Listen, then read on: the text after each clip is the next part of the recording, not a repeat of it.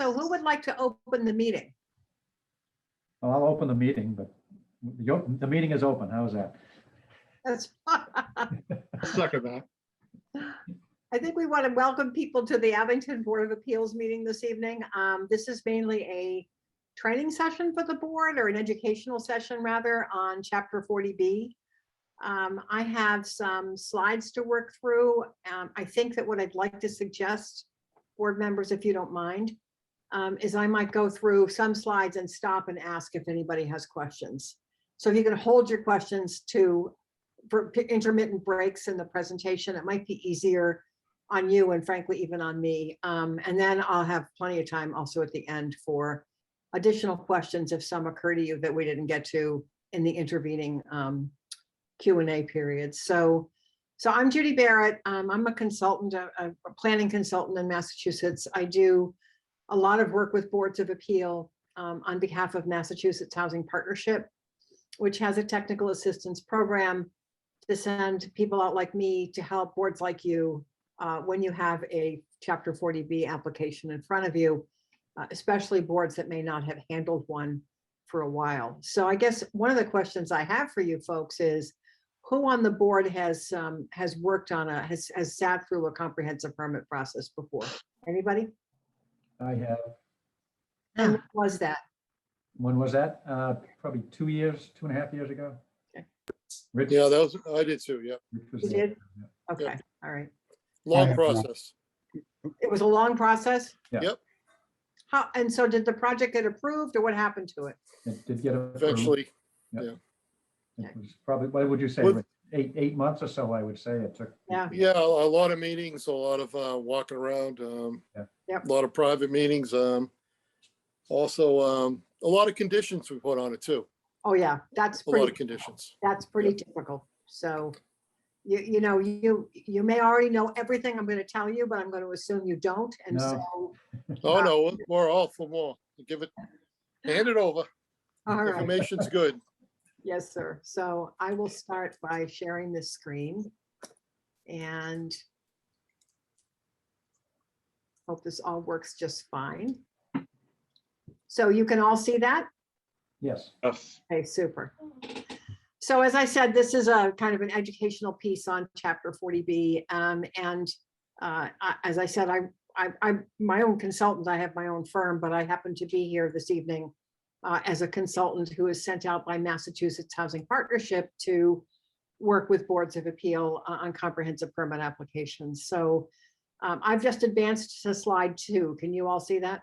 Yes. Okay, super. So I want to kind of go over a little bit about what affordable housing means in the context of Chapter 40B, and then look at how the law works or is supposed to work and why, and kind of put it in some context.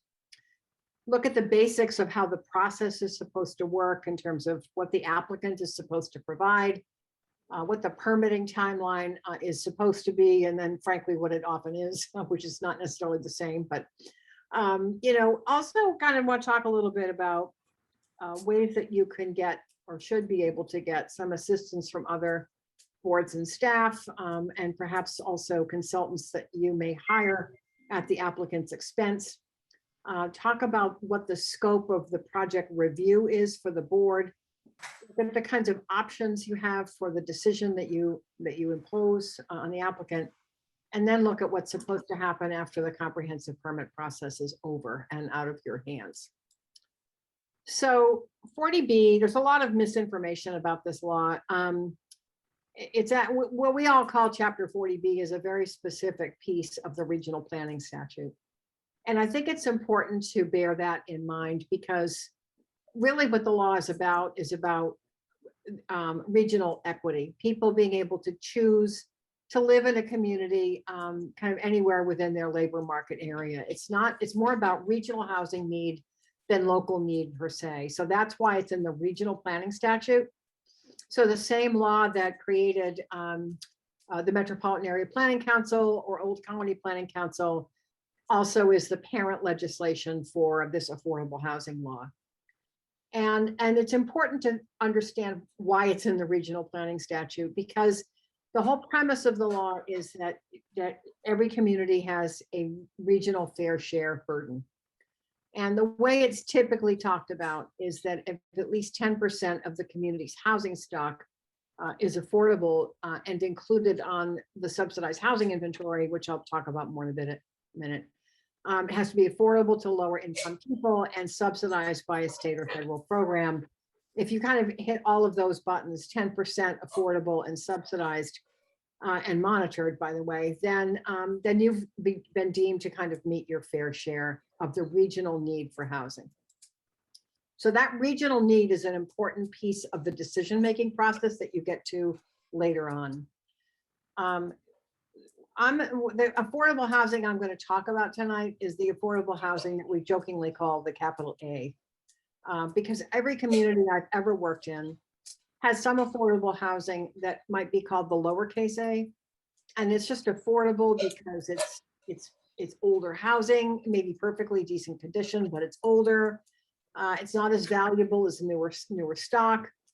It may be owned by a landlord who really cares about his tenants and wants to keep tenants that he has, and so keeps the rents low, but is not necessarily housing that counts on the subsidized housing inventory. So the counts toward the 10% is kind of part of what it means to be capital A affordable.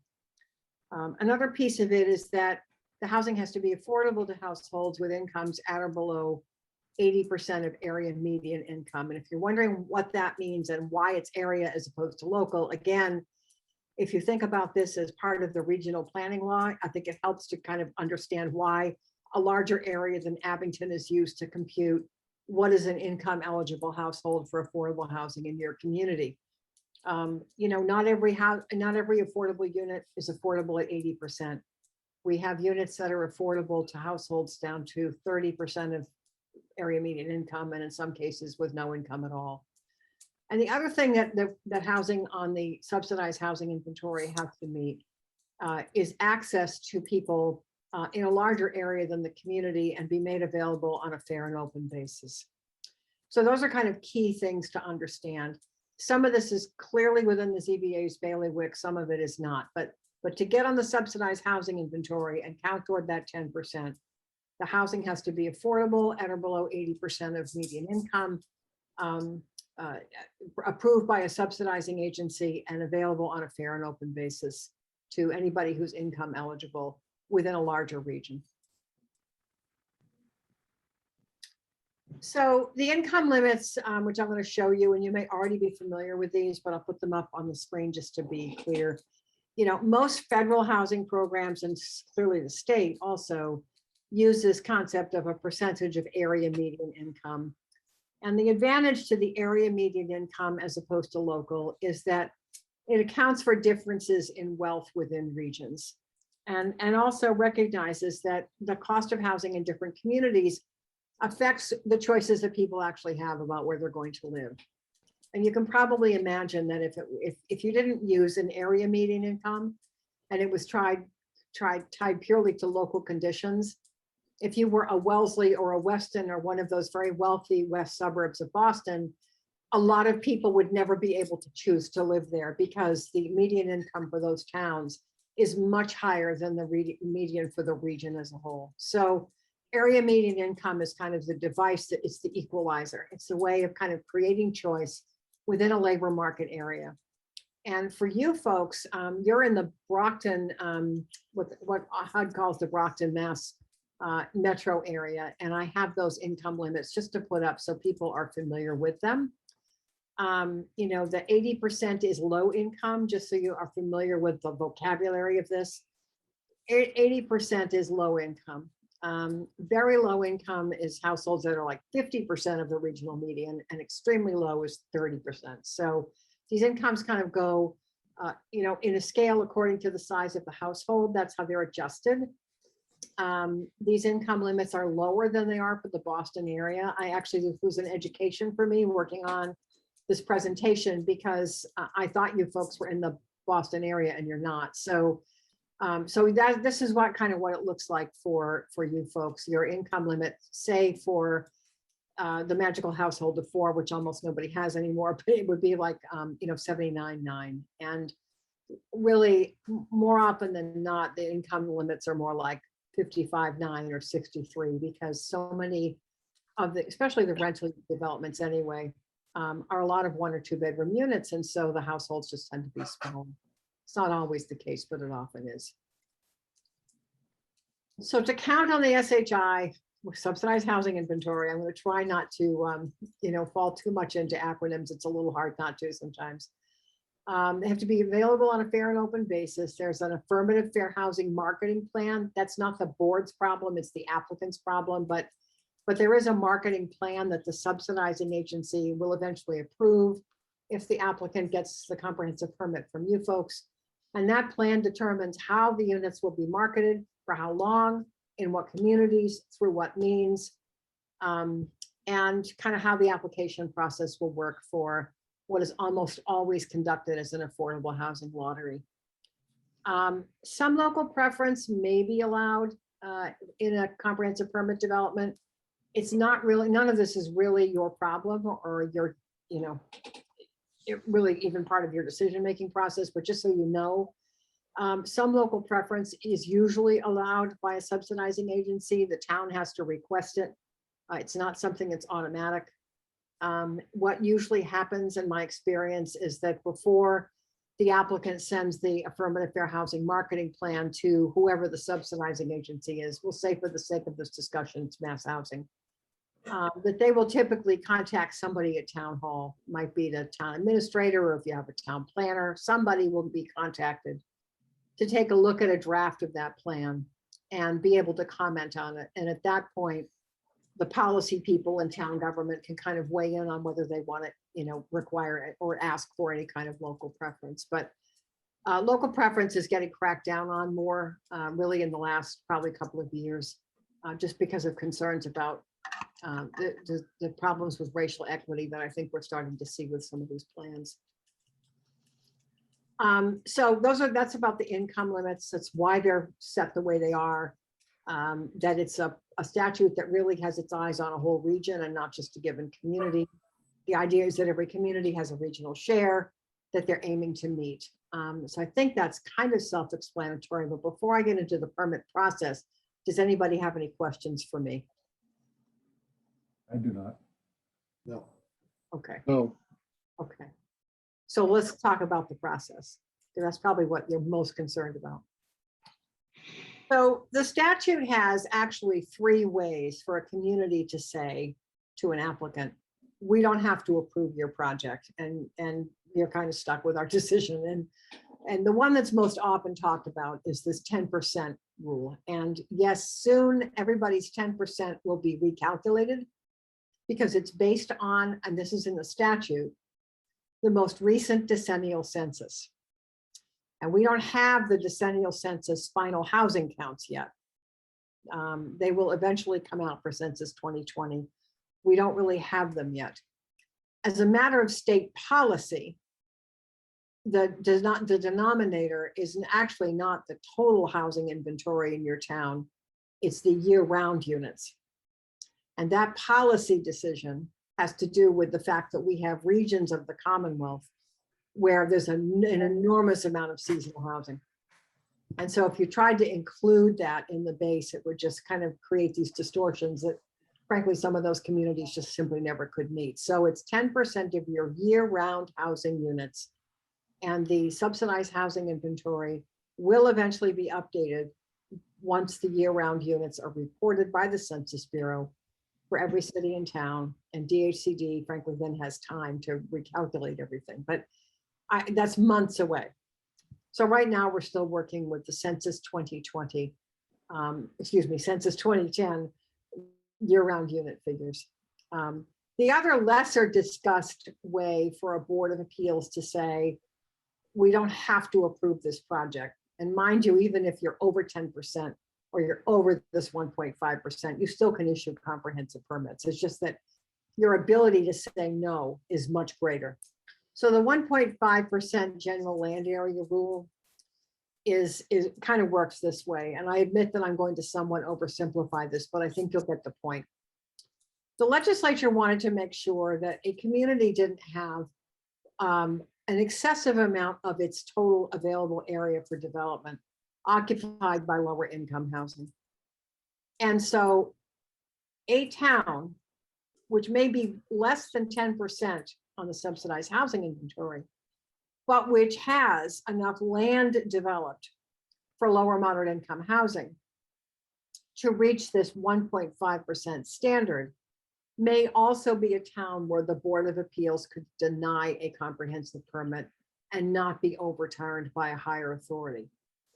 The 1.5% is simply this: you strip away the roads in your town, the open space, protected open space, and water, and you're left with this net land area. And so whatever is zoned for commercial, industrial, or residential development is like the base, it's the denominator. You then take the land that's occupied by lower moderate income housing, the sites, and you add up the land. And if that is equal to or greater than 1.5% of your net land area, your total land area in your town, then the board may be able to invoke this 1.5% rule. It's only kind of been done a couple of times. I'll give you an example of a town that meets that requirement. And if you know the town, this will probably make sense to you. It's Watertown.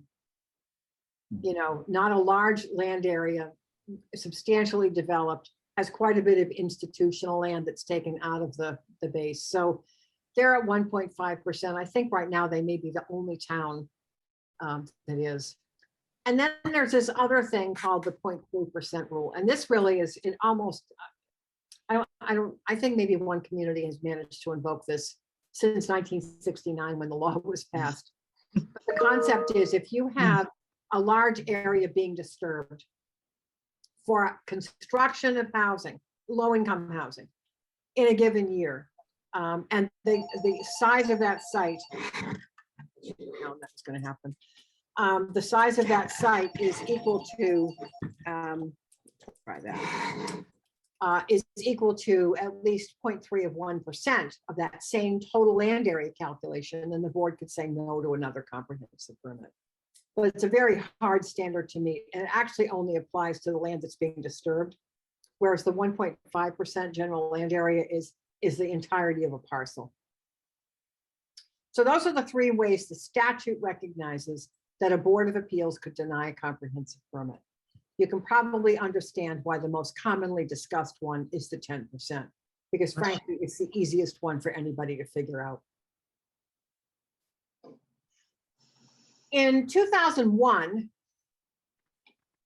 we had an interesting situation where, as you probably recall, I'm old enough to remember the recession of 1989 and 1990 and what that did to the New England real estate market. And so for much of the 1990s, we did not have any housing construction to speak of happening in Massachusetts. But toward the end of the 90s, the market started to pick up again.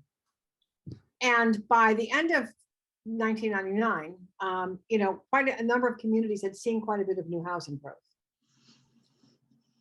Census 2000 came out, and the denominators changed for the subsidized housing inventory. And a number of communities that had sort of been sleeping through 1990 over 10% suddenly lost their status. And a considerable amount of comprehensive permit activity ensued because developers wanted to build. So Dhcd stepped in. It was an uproar from cities and towns. Like, you can't do this to us. This is just too much activity at once. So the state stepped in and adopted some regulations that are intended to encourage communities to work toward that 10% in a kind of balanced way, a way that is, a little easier for people to manage. So the heart of that is this housing production plan. And your town does have one that was approved. The Old County Planning Council prepared it.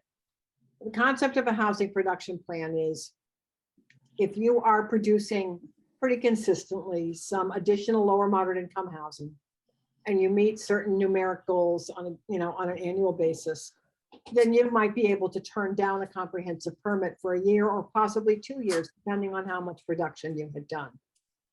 And it's only a community that has an approved housing plan that can actually make that claim. So that's something to keep an eye on if you do get a fairly large comprehensive permit development coming in, to kind of be able to say, well, gee, does this help us meet a threshold for housing production plan that we could seek from the state certification of that plan and slow down a bit for a year or two. For communities that don't have a housing plan, there is this concept called the recent progress rule. And the recent progress rule is simply this: if you create a certain number of units that might be higher than the number you have to do for a housing production plan, but you've done it anyway, that you might be able to take a year off, from having to approve more comprehensive permits. Whereas a community with a housing production plan actually might get 2 years. So, so it's important to kind of keep an eye on that housing production plan and make sure that you're able to take advantage of it if you need to. Just so you know what your thresholds are. If you approved a comprehensive permit with at least 32 affordable units in it, then you would be able to seek certification of your housing plan for 1 year. If you approved a comprehensive permit with 64 affordable units, you would be able to seek a housing plan approval for 2 years, with housing plan certification.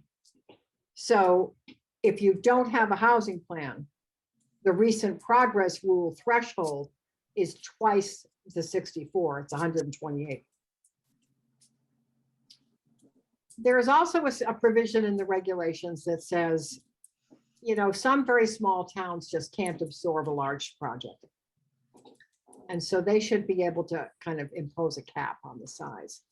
The caps aren't all that helpful to communities Abington size. The typical cap in our suburbs around Boston is 300 units.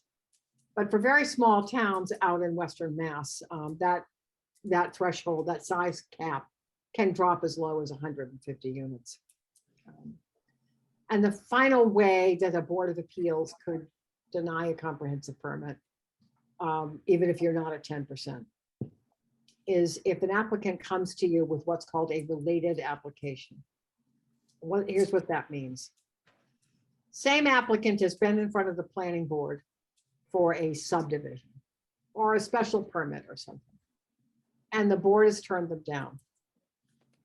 They can't now come running to the Board of Appeals and say, I want a comprehensive permit right away. They have to wait at least a year. 1 year? Yes, at least a year. Now, Can I ask one question? I know you want me to course. hold Yes. off, but That's all right. we just did a 40B. I think it was last year. Mhm. And it was supposed to, if I'm correct, Nancy, even though the project isn't done, it hasn't even broken ground. But I think Nancy was saying that brought us to the 10% threshold. Is that true, Nancy, on the elderly housing? Nancy, you there? It didn't break ground though, Rich. So it doesn't count yet until they actually pull a building permit. So even though we approved it, the conditions, it doesn't stop there. It has to be. So here's what happens. If Yeah. if it isn't under construction within 12 months of the date of the comprehensive permit, then it comes off the subsidized housing inventory. Oh, really? Yeah. Oh, Now it'll be restored, when they finally get a building permit, you'll see that come back. would they come back to us with it, or is it already approved? No, I mean, the comprehensive permit's good for 3 years. Okay, all right. So if within that 3-year period, but beyond 12 months, they come to the town and say, now I want a building permit, then the units would eventually be restored. DHCD will do that. They'll typically require evidence that the thing is actually being built. So, you have to be on top of the documentation, but they will restore the units as long as the project goes forward. How many units were in that project? Oh, my God. 144, I think. Yeah. And where's your SHI now? Uh. Or your subsidized housing inventory? I don't have your current, I only have the update from DHCD. Before that, I think it was like 7.9. Okay.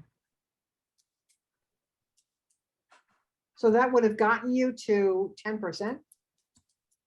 I think pretty close, not quite 10%, but pretty close. Okay. 9 point something. So yeah, interestingly, they haven't taken those units off the inventory yet. Well, now, so the inventory that was updated in December, they were still there, and you were at 9.9%. Oh, wow. Wow. But 9.9% is not 10%. So in the regulatory world, no, I'm serious. Don't laugh. You can be at 9.9% and still get a 300 unit project coming through the door. So 10% is golden. 9.9% is good for you, but not. All right. But anyway, so All right. Sorry. That's okay. That was interesting. That's okay. No problem. That's why I have two computers here, because I could look this stuff up while I was talking to you. So let's say the applicant does arrive at your door. There are certain things the applicant must have before they can come to the Board of Appeals. And some of this is in the statute. Some of it's in the regulations.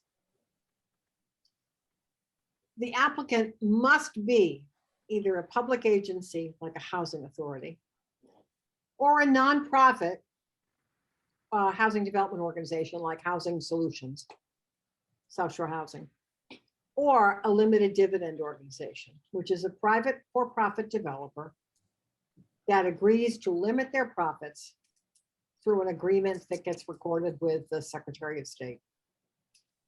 So typically when the applicant comes to the ZBA, they may not have actually done the LDO yet, but they commit to doing one and they actually can't go forward without it. But they have to be one of those three types of applicants. The logic is in the statute that they don't want developers to become unduly wealthy off of comprehensive permits. And I know there's a lot of argument about that, but the point of the limited dividend organization is essentially I'm saying I'm going to limit my profits from this project because I know I'm getting extra density or something from the town. Has to be one of those three types of developments. And the developer has to have evidence of site control, which is typically a purchase and sale agreement, unless the applicant happens to already own the land. And then they must have evidence of approval from a subsidizing agency. So it's called a project eligibility letter. You've probably seen these before.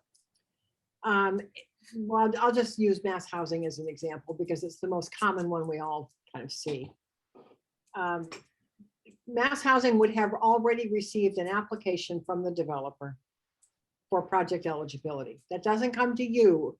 It's noticed to the Board of Selectmen. And the town has 30 days to comment on that project eligibility application. Goes through the comment review and period process, and Mass Housing gets an appraisal and so forth to establish the as of right value of the land.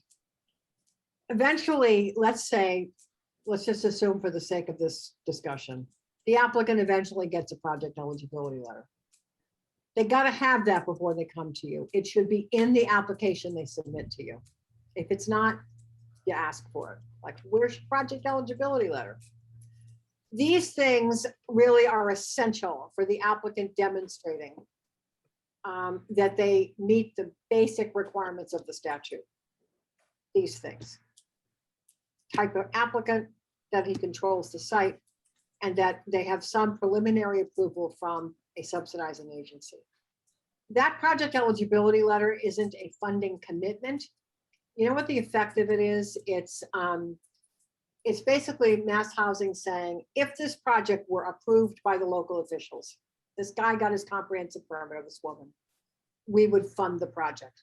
We would finance it. So it's a very kind of threshold review of, is this an eligible project for our program? It is not a statement by an agency, contrary to a lot of misunderstanding. They're not saying it's the best site in the world for multifamily housing, or that it's the worst. They're not reviewing the plans as a permitting authority. So if you wonder why you get an application for a project on a site where you're going, what on earth were they thinking? They're not reviewing it as a permitting authority. And if you stop and think about it, you really don't want them doing permitting at the state level. So, you know, you're gonna see sites that may have a lot of warts with them, you know, just issues and so forth. Mass Housing is really not doing kind of a permitting review. It's more a, would this project work? You know, what's the town in terms of its existing affordable housing stock? And would this project, if they approved it, be something we would fund? That's what a project eligibility letter is. And I wouldn't complicate it beyond that. The reality, of course, is once they get it, then now they have their ticket to come to the Board of Appeals. And without it, they don't. Can I ask a question? Of course. What's the purpose of the comment period that Mass Housing goes through? That So 40 they days? asked the selectmen of the select board if there are any issues the town might want to flag. And a good example is this guy just got denied by the planning board for a subdivision 3 months ago. I mean, that's a kind of thing that will come up in that 30-day period. You know, if there's some land use conflict, like a really egregious one, I don't mean a single family neighborhood, because Mass Housing is not going to withhold project eligibility to build multifamily housing in a single family neighborhood. They're not going to do that. But they might withhold it if the adjoining land use is a chicken fat processing center. I mean, there's like this idea that somehow their asset might be at risk if they funded the project, or that there really is some condition that simply would be inappropriate for human beings to live in. That's kind of the level of the review. And I want to be honest with you. I'm somewhat oversimplifying this for the sake of getting the point across. Yeah. They have Yeah. these general kind of criteria that the developer has to walk through. So once they issue, once in a while they'll deny it. I mean, there's a couple of towns I know of that managed to get a project eligibility letter denied. There were towns that had recently done a lot to kind of create more affordable housing, so they had this track record, and they were able to successfully argue, we've done a lot, and this particular site's a real problem for us because whatever. So once in a very great while, you'll see one of them denied. More often than not, there's just never any answer. It just kind of goes into this black hole, and the developer goes away. That's actually the more common thing. Is there ever a time when, like, there might be some infrastructure issues with the town, like water supply limitations or school population limits? Well, that schools, come in not schools, at school? not schools. I'm going to talk about that in a little bit. Okay, Water, this is coming up in another community right now. And my opinion, and frankly, town council's in that case, is this developer may never be able to build this project if they can't get public water. But it's not really the Board of Appeals problem. Now, in that case, it was a private water company. So, and the private water company is continuing to issue connections for single family homes. So one of the great principles in 40B that you all want to just be aware of is you can't impose requirements on a 40B that you don't impose, that the town doesn't impose on other types of residential development. right. So in that case where you had a private water company that's continuing to issue service connections for new homes, the Board of Appeals simply could not deny the comprehensive permit because they had a concern about whether the water company could serve the project. What they could do, and they did do, was say in their decision, the applicant shall connect to public water. Boom. Now, if they can't connect to public water, they don't have a project. That's perfectly appropriate. But, another entity is probably the one making the decision about water. So I don't want to say, no, it's never the problem, but really the board's worry is to make sure that you say in your decision, this applicant has to have access to has to be able to connect to public water, and let the water people sort out whether in fact they can actually service the project. But at least then it's not wrapped into your permit and you don't end up with the Housing Appeals Committee. Okay, thank Okay? you. No problem. The interruptions are fine, by the way. I'm not going to wait, for 5 more slides and then tell you can ask questions. This is fine.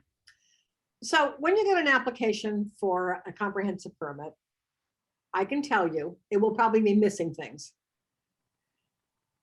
It will probably be missing stuff. This is what they should have. I'm going to talk about what they ought to give you. But my experience is that often these things come in incomplete.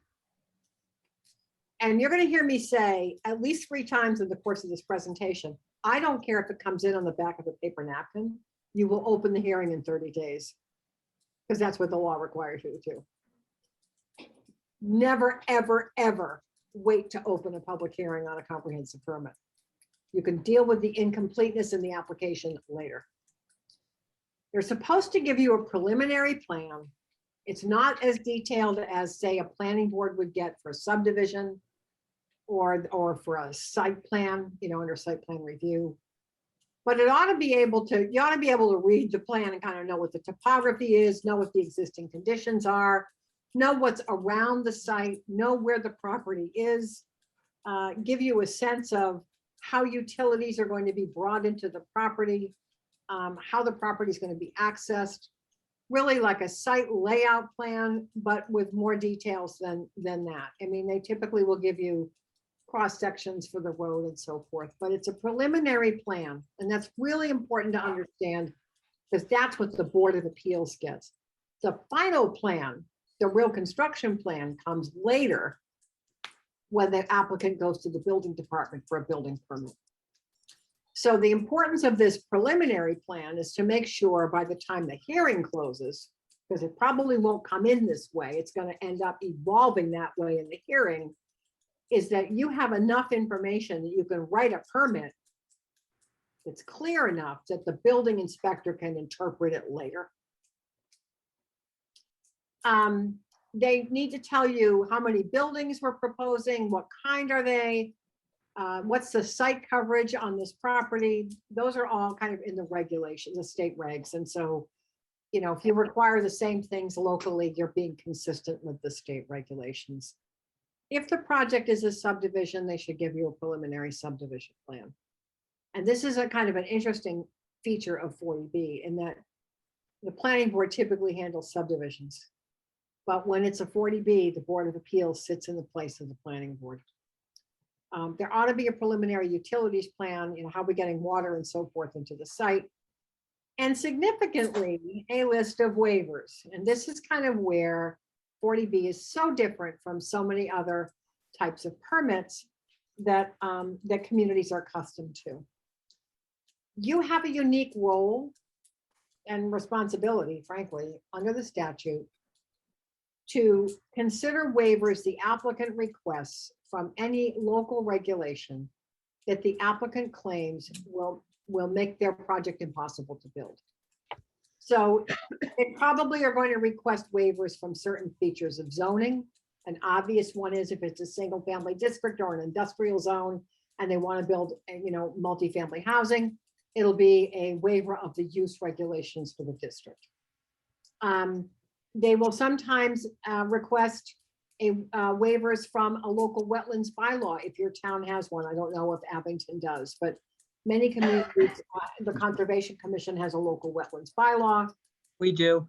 Okay, so they would request a waiver from the local bylaw to you guys. Conservation Commission will still review the project under the state law, but the local bylaw goes to the Board of Appeals. If your Board of Health has local Title V regulations that are in excess or in addition to Title V, then those local regulations go to the Board of Appeals.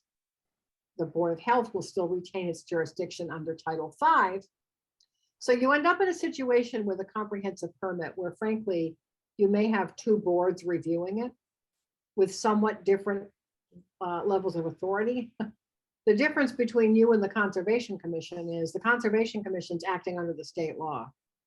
You are acting under a law that says your duty, all other things being equal, is to make sure that there are not regulatory barriers to affordable housing. assuming the project can be built in the location that's being proposed. So you can waive local rules.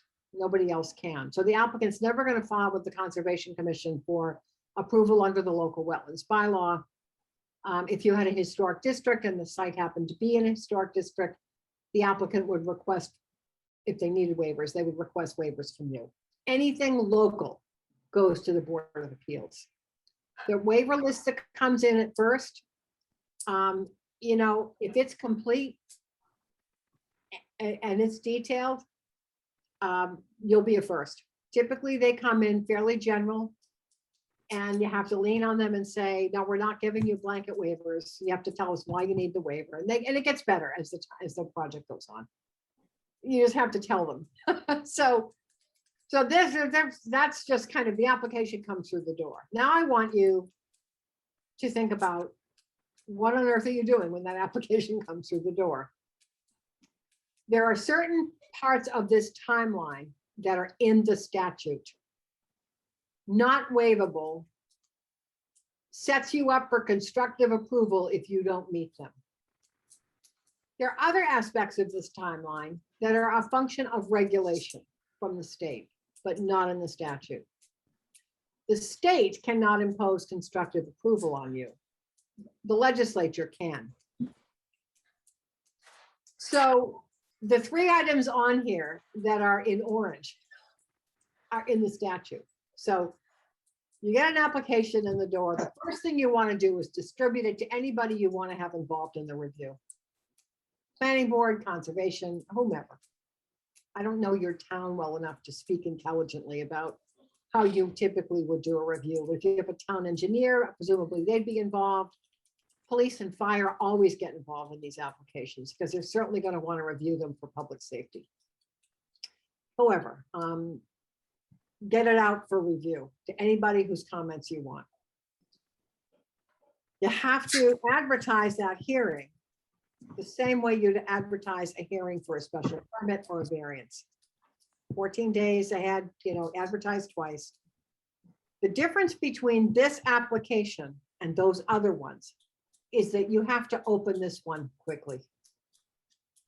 So with a special permit or a variance, you probably know you have 65 days to open. With this law, you do not have that, it's 30 days.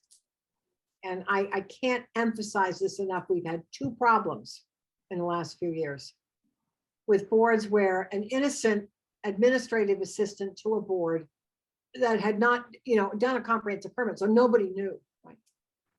Admin assistant thought, well, we have 65 days, that's what we use. And, you know, everything kind of got put in motion. And the applicant, of course, said not a word. Because as soon as day 31 hit, the applicant was able to go to the Housing Appeals Committee and get constructive approval. You never, ever, ever want that to happen. So as I said, half jokingly, if it comes in on a paper napkin, I don't care.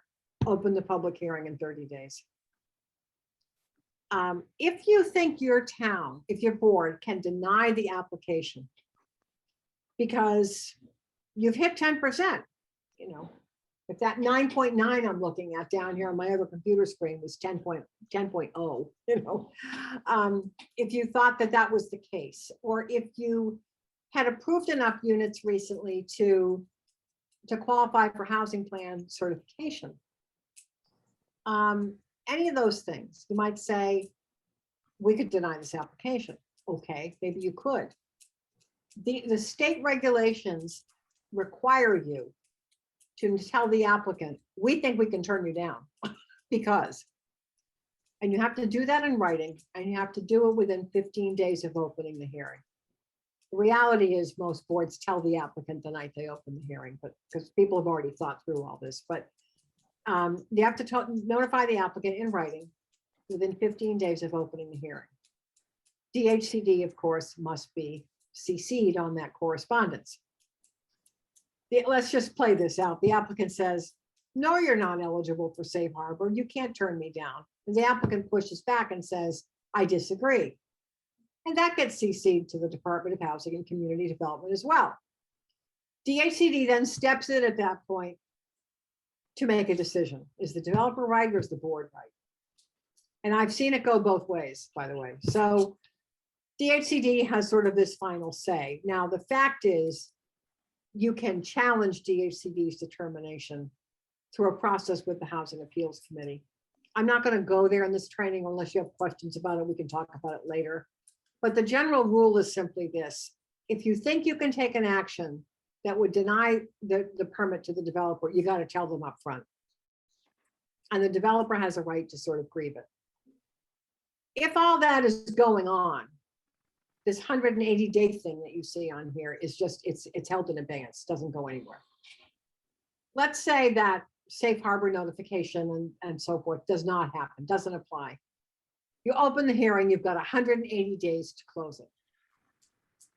Your experience with 8 months is fairly typical. So what actually happens is, unless it's a very small project or somehow insignificant, nobody's really opposed to it. The hearings generally take a little longer than 6 months. And so the applicant really wants to get a yes. They really don't want to go to the Housing Appeals Committee if they can avoid it. We'll generally agree to a modest extension if they feel like they're getting somewhere with the board, the project's moving forward, it's just not done yet. But the applicant has to agree to continue that hearing beyond 180 days. Whenever it is that you close it, you have 40 days to make your decision and file with the town clerk. Of course, if you make your decision that night or whenever, you still have to file the decision with the town clerk within 14 days as you would with a special permit or anything else. But you have 40 days to make your decision and get it done. And that's in the statute too.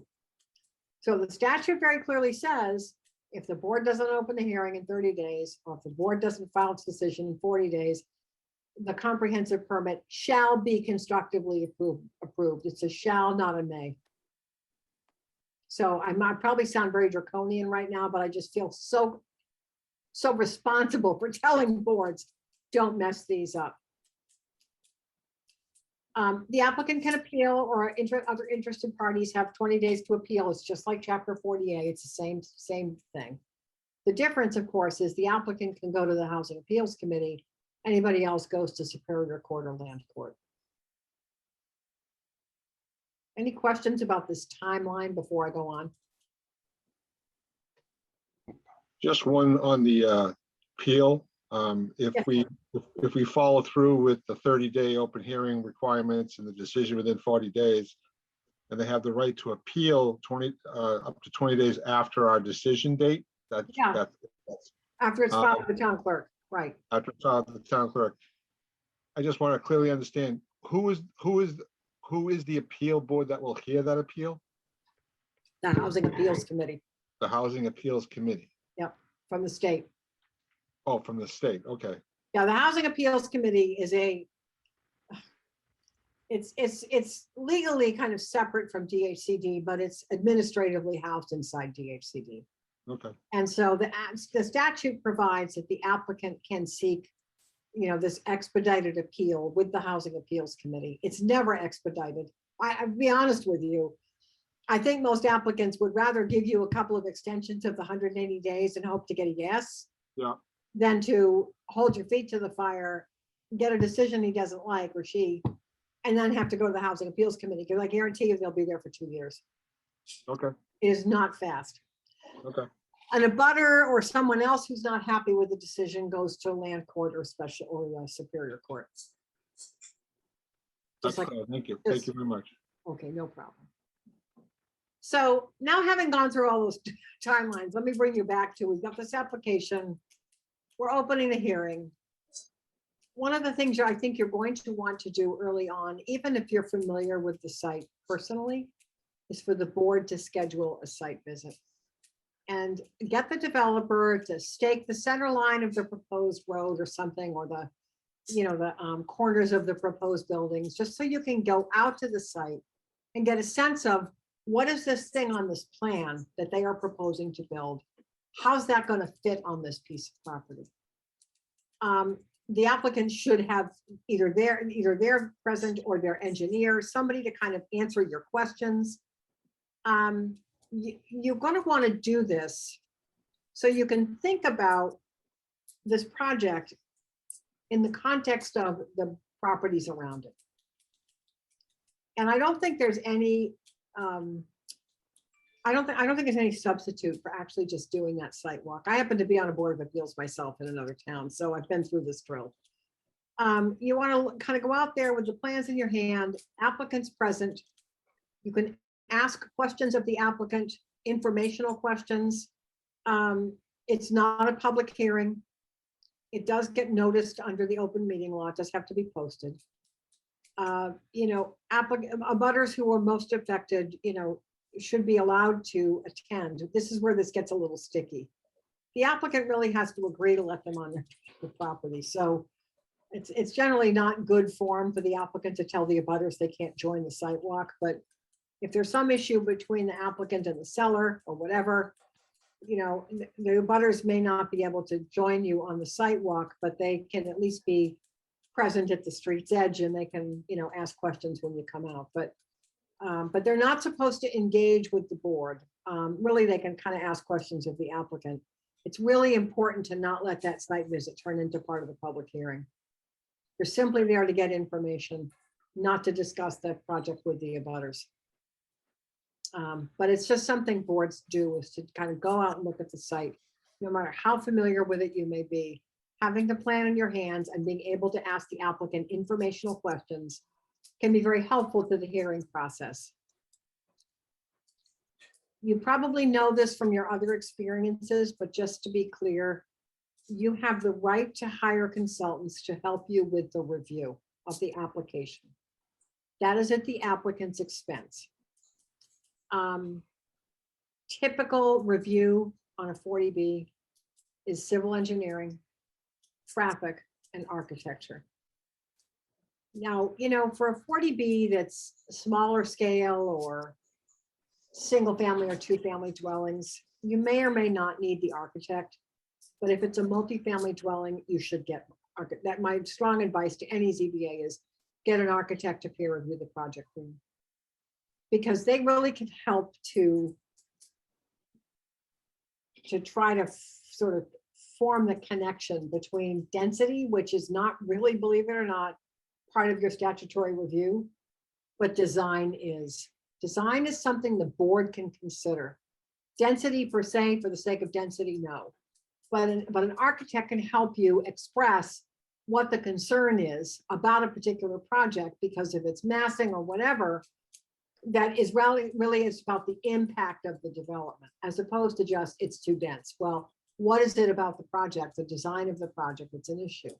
The applicant can kind of be the one to sort of help you communicate the concerns to the applicant, and the applicant's architect as well. You are allowed to review the developer's financials for the project, but not right away. So here's a big difference. When it's civil engineer, architect, traffic, you can hire those people right up front, and they can be with you through most of the permitting process. They're looking at the application and advising you. Does this meet, you know, does this meet state stormwater standards? Is this thing buildable? What are the issues that you should be aware of, whether it's in terms of some kind of safety thing, whatever. That it's fine to ask those questions, because that's all part of any kind of development review. We would do that for anything. But the financial review is a little different. You really only get to ask the developer to prove that they need the waivers they're requesting. If you say, we don't want to approve some waiver or something, or we don't like some aspect of the project, and the applicant says, but I have to have that or I can't build my development. You'll make my project unbuildable. At that point, you can say, okay, you know, we need to know if what we're doing is really making this project uneconomic, or if you just don't want to do what we want. So give us a pro forma that shows the impact of what we're asking you to do. So the applicant goes off and comes back with a pro forma that shows, if I have to meet your conditions, whatever those conditions might be, I can't do it. And this is why, because it's going to make my project unprofitable or unbankable or something. You can then at that point say, we need somebody to help us review this. We're not bankers. We don't do multifamily finance. Let's get somebody to take a look at this for us. At that point, you can hire a peer review pro forma consultant. But you don't get there right away. You have to kind of go through the project review process. Try to negotiate with the applicant for whatever physical or design changes you want to the project before you get to this financial discussion. But you always want to kind of keep this in view, because if you think that's where it's going to go, you don't want to wait till day 180 to bring it up. So just keep it in mind, and just be aware that usually the applicants can kind of tell if it's going to get to that point, but I would just I would have it in the forefront of my thinking, like, do I think we're going to need a pro forma review on this? And maybe start that conversation 4.5 months into the process and just see what happens. But again, because these typically go 8 or 9 months and not 6, you may not be there yet. You just have to think about, the real goal, my opinion, is to avoid the financial review if you can. And I'll tell you why. It can backfire on you. Suppose a developer brings in a pro forma that says, oh my God, if they make me do this or they deny that waiver, it's going to tank my project. And you go out and you got a consultant to review it, and the consultant comes back and says, you know what, he's right. You've just lost your leverage. So I would say be careful if you're going to go that route. The consultants you hire are to review what the applicant has submitted, not stuff that you want done in addition. So you can't ask the applicant to pay for a consultant to do some study that you want done. It's only to review what the applicant filed. Now, of course, the consultants are likely to say the applicant's submission is missing the following things, and the applicant really then has to provide that stuff. But it's to review what the application, not the sort of additional information that you may want. You can always ask the applicant for more information and then review it. But you can't make up whole cloth a consultant request to the applicant. Anything that the applicant has provided and anything from the peer review consultants is all part of the written record for the project, and should definitely be recognized in some way in the written decision. So these are kind of questions that often come up, and you may have asked all of these questions in the most recent 40B you had. A very straightforward one is, is this project going to meet the state stormwater management requirements? This is a really common point of conversation. And sometimes it's not obvious in the original submission because the original submission is so vague, but it's the kind of thing you want to get to before you close the hearing. Do we know that this is going to work? Do we know that the system that's been designed and that's proposed is adequate to protect surrounding properties? Safety is a big issue in 40B, safety and health both.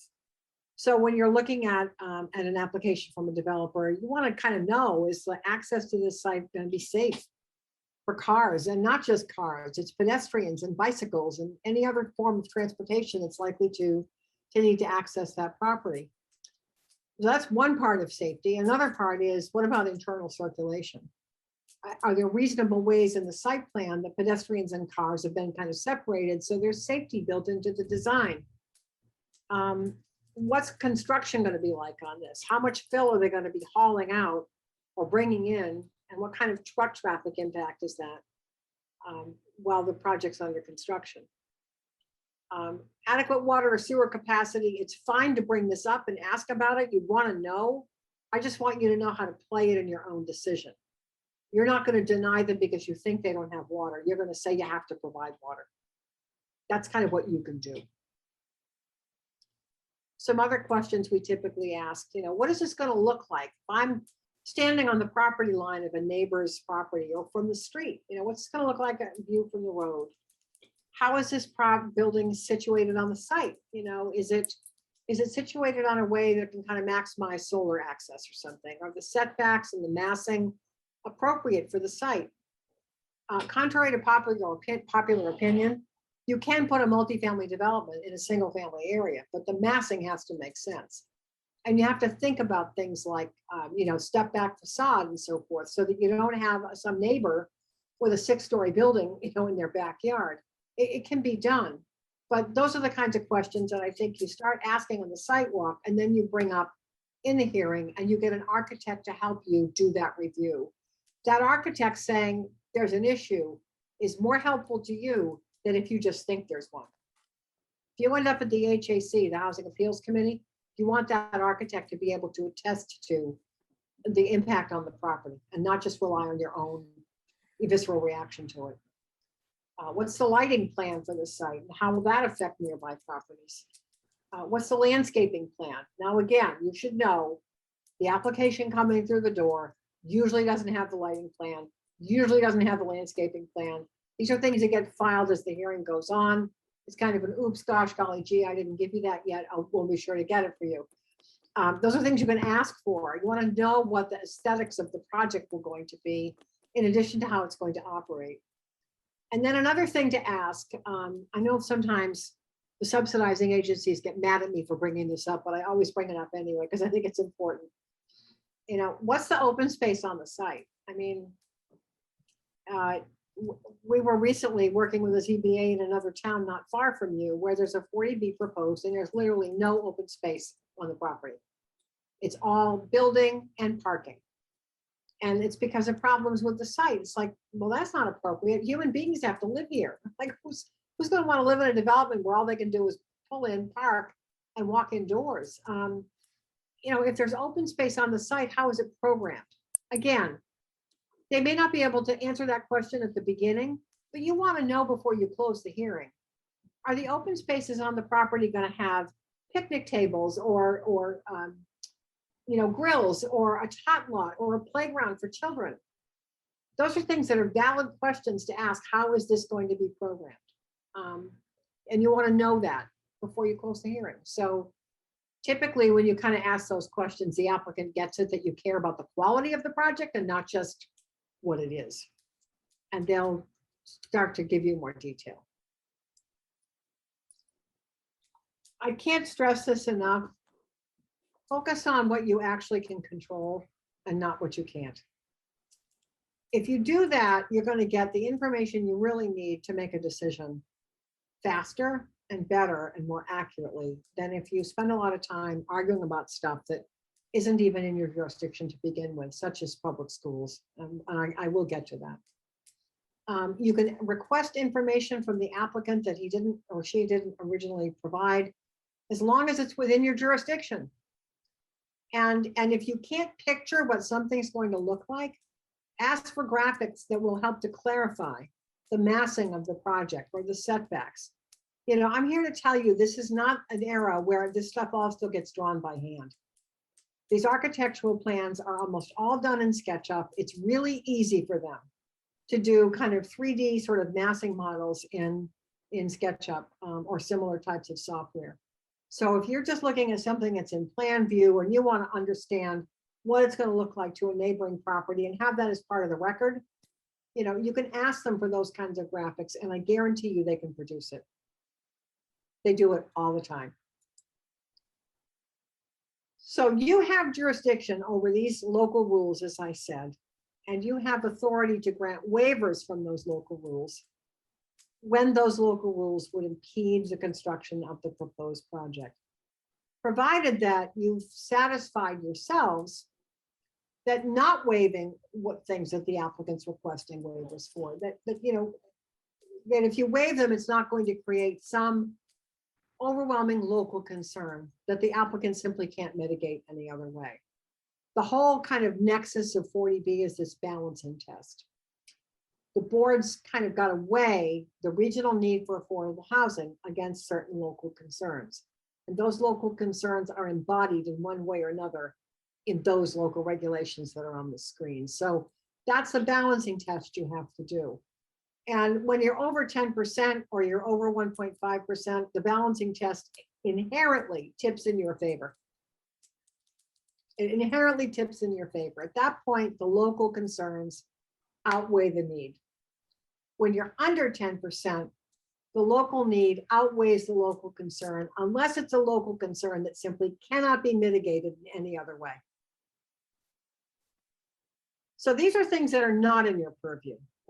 Impact on municipal and school services that are already available to everybody in the community. That's a little different from impact on infrastructure in front of the site. You know, if you're talking about putting up 200 units on a side street where it's a 4-inch water main, is certainly valid to be talking about increasing the size of the water main to serve the project. That's a public health and safety issue. But to ask them to, extend the water line, an 8-inch water line or a 12-inch 2 miles down the road is probably not going to work. But certainly kind of their immediate impact, yes, that would be appropriate. And you're going to want an engineer to advise you on how far you can go with that. So infrastructure is a little different from services, but services that are generally available to anybody in the community are not within the ZBA's purview. So my strongest advice to you is don't go there. And when the public starts talking about it, just say, thank you, but we can't consider those comments. And they may hate you for it, but they'll move on. Fiscal impact studies for the same reason, not part of the board's jurisdiction. I typically, and you probably don't like my saying this, but I'll tell you anyway, I typically advise my ZBAs to not even accept those into the record. I can't tell you how many times I continue to get requests from developers to do fiscal impact studies for multifamily housing. And I just turn them down because it's a fair housing issue. You can't kind of pick and choose who's going to live in your community based on whether they have children. Another thing that is not in your purview is how tenant and home buyer selection will work. That is squarely in the hands of the subsidizing agency. The applicant, as I mentioned earlier, has to prepare an affirmative fair housing marketing plan. That all happens after the comprehensive permit process. The town can, if it wishes, request a local preference set aside. Typically, the state approves it. I don't think I've ever seen them turn it down. But, profit monitoring, when the project's now under construction, you don't get to regulate profit monitoring. That's done by the subsidizing agency. You do have the right to see the applicant's final submission to the subsidizing agency later, which is called a final cost certification. You certainly are entitled to see that. You can comment on it, but you can't do anything with it. It's entirely in the hands of the subsidizing agency to say, this person made too much money or no, they didn't. I'm not going to go there tonight on how everybody feels about the profit monitoring. It's just not worth it, but it's not the point of this training. but it's the subsidizing agency that handles that. A market study, the subsidizing agencies, I will tell you, they do tend to require this. If not up front at the project eligibility stage, then before they grant what's called final approval later. Because nobody wants to have their approvals and their money tied up in a project that's never going to go anywhere because there's really no market for it after all. And I'll tell you what this has stopped, not uncommonly in the 40B world, is age-restricted housing. In the last 10 years, we have seen more comprehensive permit developers that got approval to build age-restricted housing come back to boards of appeal and request to have the age restriction lifted because they simply couldn't sell the units. Or the bank that was involved said, we're not financing another one of those. So the last project we did is still sitting there with empty units. So the subsidizing agencies really don't want to tie their money up, believe me. So they will require a market study, but it's not in your purview to request it. You can ask, why does the developer think this project's going to work in your community? But you can't require them to demonstrate that it will. And then the income limits and affordability. I've worked in a couple of towns or cities actually, where the board asked the applicant to provide some more deeply affordable units than the project provided. So I'll give you an example. The developer proposes a mixed income housing development where the affordable units are priced for households at 80% of median income. But the community says, my God, we have this significant need, at 50%. Can you make a couple of units available at a 50% level? You can ask, and the developer may agree, and the subsidizing agency later may say, we're not going to approve that. It has happened. So you just should know it's really between the applicant and the subsidizing agency, what the income limits will be and how affordability is going to work. I will never discourage a ZBA from asking about affordability because I think it's important for the community to be able to let its views be known. But I just want you to know you can't regulate it.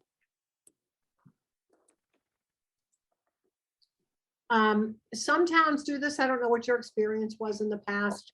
Some communities, some ZBAs will authorize work sessions between public hearings. And that's where a certain degree of negotiation takes place. So work session is not within the public hearing. It may or may not include a member of the ZBA at the table. It is typically the developer, the developer's team, the peer review consultants. If there's a planning department, maybe the town planner, the consultant advising the board. But it's a way for kind of a technical discussion to take place outside the public hearing process, maybe to identify some options for addressing a concern. It's only really to kind of shed light on things that probably need to be brought back to the board, but shouldn't take 2 hours of a public hearing time to go through. So if a work session is helpful to the board, you certainly should suggest that one be held, and whether you have a board member there or not is entirely up to you guys. They're purely advisory. Nobody gets to make decisions. They should comply with the open meeting law. I will tell you that with a number of communities I've worked in, not every town council or city solicitor is wild about work sessions outside the public hearing. Some are fine with it, some are not. So if you're thinking you might want to refer some matters to a work session, say between the applicant's team and your peer review consultants, I think that's fine. But to have you involved in one, I think you're going to want to make sure your town council's okay with it. I just hear different opinions on this. I don't have one. I'm not an attorney, I'm a planner. So I would say check with your town council, but it's just a way to kind of not drag 2 hours of a public hearing through, whether somebody has accurately computed the safe site distance from an intersection. It's just that kind of stuff. You get to the point where you know we have all the information that we need to make a decision. We either love this thing, we hate it, or we can live with it, or we can't. These are the things that the statute says you can consider. So this is why I said, don't go there on schools. You can consider impact on public health, public safety, the environment, design. So that site and building design are clearly referenced in the statute. Open space and planning, which is a very loose thing in the statute. It's been kind of the concept's been refined in a series of housing appeals committee decisions. I generally wouldn't rely too heavily on a planning standard unless you had some valid reason to. We can talk about that more if you want, but public health and safety are the biggies. It's like, is there a public health impact from this project that cannot be mitigated? Have we talked this through with the applicant? There's no way they can deal with the potential for groundwater contamination, or is the access to this site just inherently dangerous and can't be remedied? When those things exist, you have the ability to say, we have a local concern here that simply outweighs the regional need for affordable housing. Unless you kind of can find that, typically the balance goes the other way. So the goal in the public hearing process is to figure out what are the concerns in these areas and how to get the applicant to address them as the public hearing process goes forward. Any of your concerns about these matters or that the peer review consultants bring up are appropriate matters to be dealing with in the public hearing process, so that hopefully you can get to the end and say the local concerns have been addressed. If they haven't, that's another matter. I will never, ever, as long as I've been doing this work for MHP, I will never tell a board you should approve a project because they're going to be overturned. You got to do what you think is right for your town. But I will say that it's harder to sustain a denial or an approval that has a lot of difficult conditions in it. It's harder when you're under 10%. It's much harder. You really have to have a strong public health or safety kind of basis for denial. So the goal should be, how do you get the best project you can for your town? No matter what the project is or where it's located, how can you make this thing better? And hopefully be able to get to the end and say, the local concerns have been addressed. And so the balancing test shifts in favor of the need for affordable housing. If you can get there, that's golden. Deliberation should occur after the hearing is closed.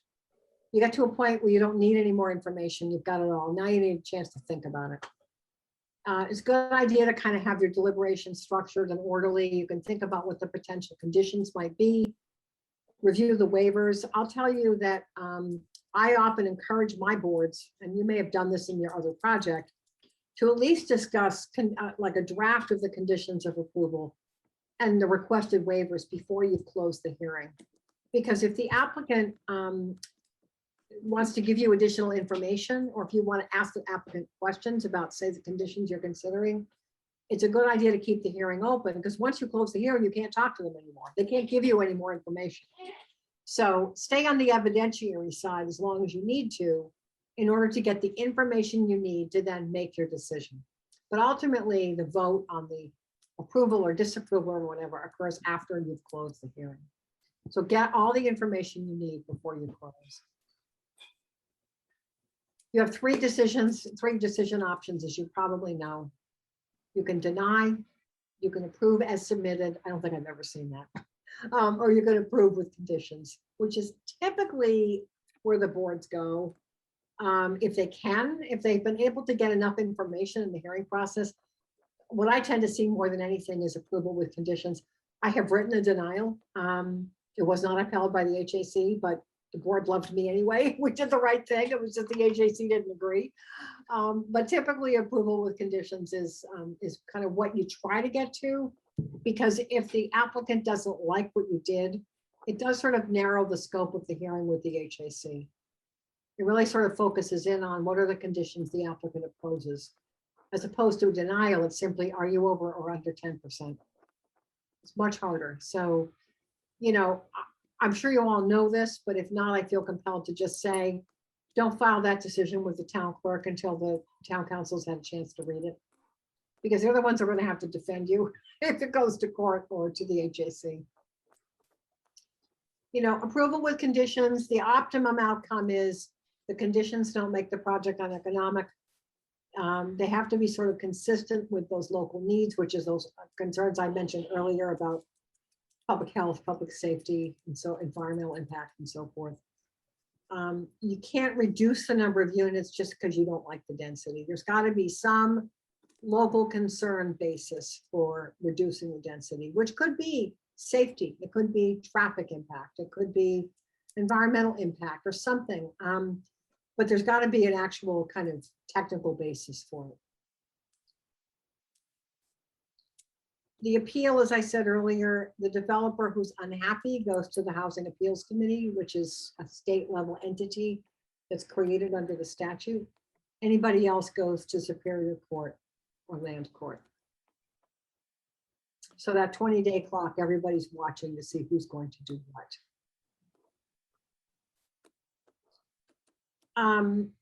Once the permit is final, meaning the 20 days have passed and there's been no appeal, or there are appeals, but they've been finalized, the applicant will eventually go to the subsidizing agency for what's called final approval. This will all go on. You won't even see what's going on. This is all back with the subsidizing agency now.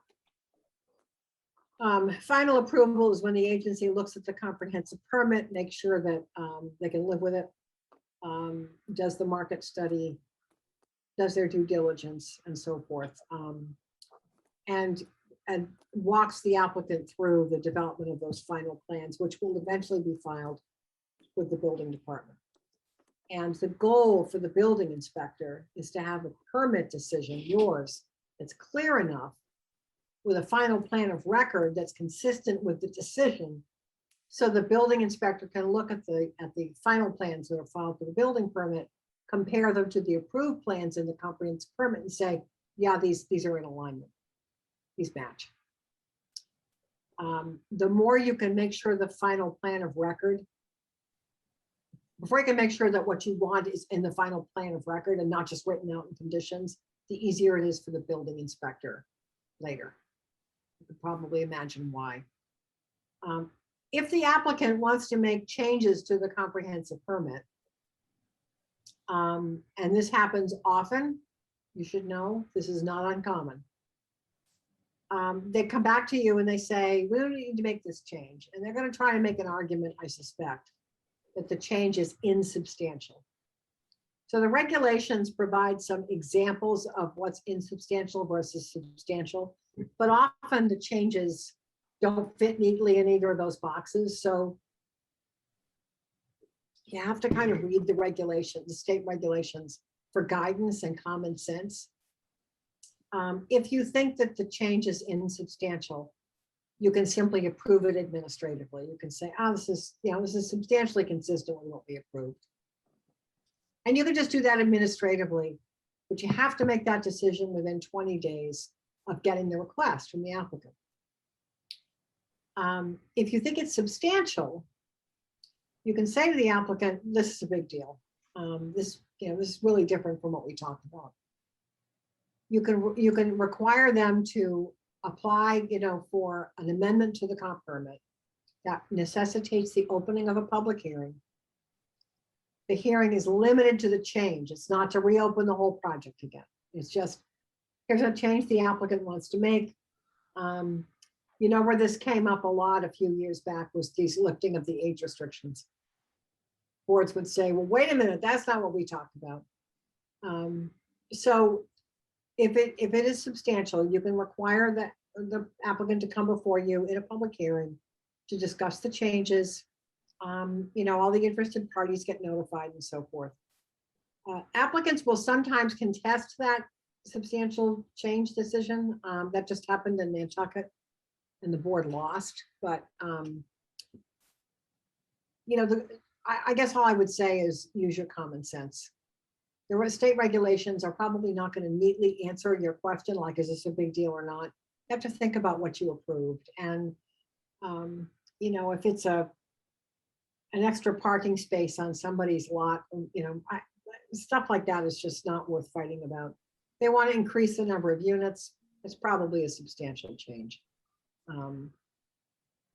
But anyway, the point is that if it's a substantial change hearing, it's only limited to the change. You're not reopening the project. Insubstantial is a administrative decision, simply a letter back to the applicant.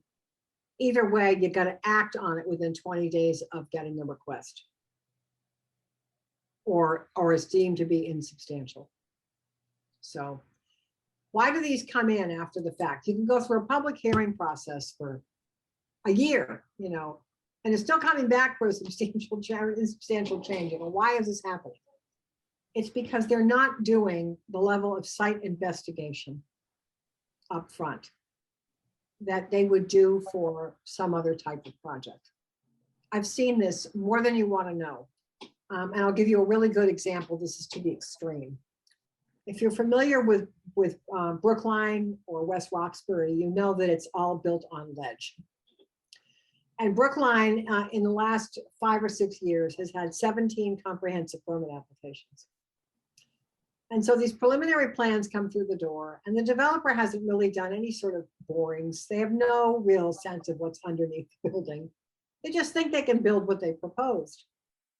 Well, then they get their comprehensive permit, they get their final approval from Mass Housing, and now they actually start to do borings on the site and figure out what's there. And they go, oh my God, it's all ledge. Can't build this parking garage. They come back for a change to their comprehensive permit. So, you might get frustrated, like, why didn't you guys figure this out in the first place? But they don't want to spend that money until they've got their assurance. So don't be surprised if you grant a comprehensive permit and it comes back for a substantial change. It is so part of what this process is like. It just is what it is. A lot of other things happen after the comprehensive permit. This is all kind of in the hands again of the subsidizing agency. There's a monitoring agreement to make sure that the affordable units are actually given to people who need them. There are documents that get recorded with the Registry of Deeds to protect the affordability of the project over time. There is the lottery for the affordable units that's governed by this affirmative fair housing marketing plan that I mentioned earlier. There is, things of that nature. And then also, of course, the market study. The permit will lapse in 3 years if it's not activated. The regulations, however, provide that if the applicant comes and requests a continuance before the permit has lapsed, you should approve it. How long you do that, I cannot say. We actually had one in my town that went on for over a decade, and the developer eventually died. And so another developer stepped in and took it over, and it was one of those times when I was glad we had denied a waiver an extension request, because we actually ended up with a really nice development, much nicer than I think anybody thought it was going to be. So anyway, there's this lapse provision, it's 3 years. The permit can be transferred. You get notified of that. You don't get to approve the who's receiving it. The subsidizing agencies do that. I don't see that many transfers. I suppose it does happen, but and then there's the issue of inspections during construction. Now, I don't know how your town works, but if your building department staff if people are really busy, you just don't have the time, or you're not accustomed to, like, a large multifamily building, doing inspections for those. If there's any capacity issue, back when you're still writing conditions for the comprehensive permit, it is perfectly fine to write in the permit that the developer is going to provide some financial support to provide outside inspection or review assistance to the building department, to the water department, or whoever, all as part under the umbrella of the comprehensive permit. I've never seen a developer balk about doing that. They want to get their inspections when they want them. They don't want to be waiting forever. So they usually are perfectly willing to provide funding for the building department to hire whomever they want. But that goes on while it's under construction. They're being inspected. And eventually you have an occupied comprehensive permit development, unless it hasn't gone forward. So that's a real kind of broad overview. I'm happy to take any questions you guys have or whatever. Two questions, Judy, up front. One is, if a traffic impact study presented by the intended builder conflicts with a traffic study that we hire and they just don't come to means, is that a rational reason for denial of the 40B? Or do we have to go through a legal process for that? Well, usually what I see is that the peer review consultant will give you conditions of approval to include in your permit. I don't think I've ever seen them fundamentally unable to come to some kind of agreement, but I think if that happened, you would rely on your own peer review consultant, and they would provide you with language for conditions. Okay. I've never seen a peer review consultant get involved in a denial over a public safety matter. So I Okay. don't want to talk over my head here. So, and the second question has to do with the 20-day period of the post-comprehensive. Yes. Is the reconsideration for the board, does that have to be done in an open meeting, or can that be done through the internet, or do we actually have to meet and make those changes to that post-comprehensive decision within those 20 days? So like if they're requesting a modification to the permit, is that what you mean? Yes. Okay. Yes, please. So if you're meeting face-to-face, you should have a face-to-face meeting. But you can just do it administratively. So say you're meeting some night, you've got, 3 non-conforming houses that want a deck and a variance on your agenda. And those are all public hearings. When you post your agenda, you can also make sure administrative matters, you include a request for a insubstantial change to a comprehensive permit. And you can take it up administratively during the open meeting. It's just not a hearing. But you do have to discuss it and you have to take a vote. Okay, thank you. No problem.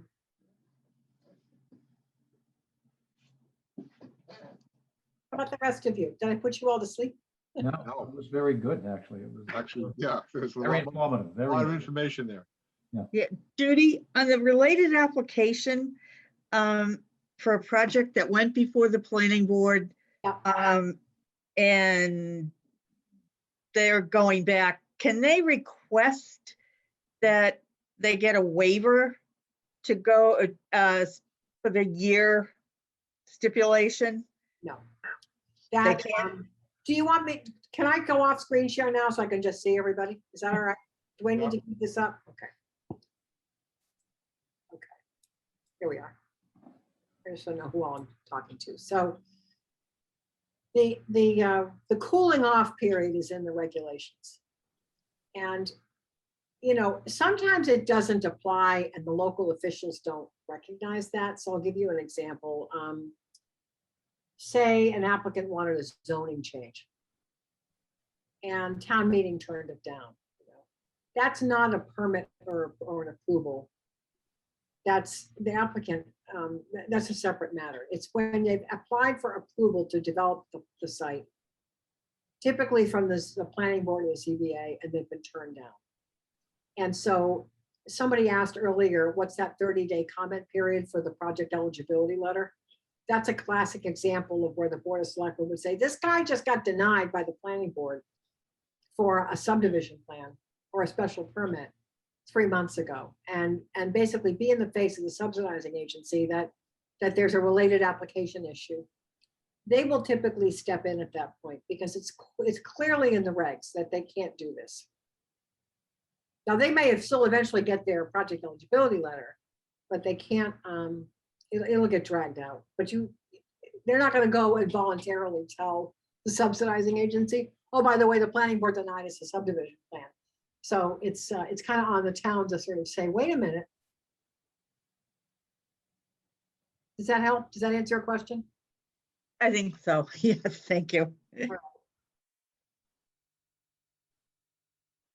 Other questions, folks? Oh, also, could I possibly get could you email me a copy of the slides so that I could make copies for the board? Yes, I'm going to email them to you tonight because I'm embarrassed I didn't send them sooner.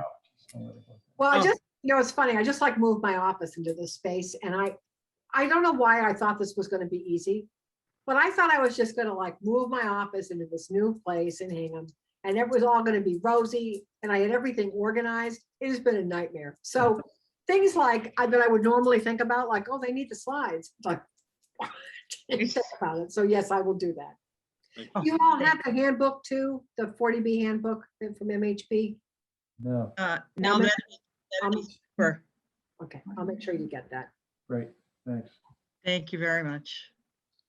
So I don't know now, are you actually expecting one still, or I don't even know where that project stands. Do you guys? I know they got a project eligibility letter, but I haven't heard any more. I haven't heard anything. I don't know if anybody else has. I haven't heard it's going away, so. Yeah. Well, maybe it'll work itself out some other way. Yeah, that probably will. Anyway, I would just say, you know, if something occurs to you that you didn't ask, because I do that all the time, like it's my old lady brain. I kind of get off a meeting and I go, why the heck didn't I ask that question? If you think of something that you wanted to ask and just forgot about it or whatever, you can email me. You can always get me, you know, through Scott or whatever. I mean, I'm around. I'm happy to answer questions after this. Great. Very much. Oh, that's super. Shall we Great, stop thank the you very meeting? much. You're welcome. It was my pleasure. Shall we stop the meeting? I think so. Yep. That's All right. great. Thank you, Judy, very much.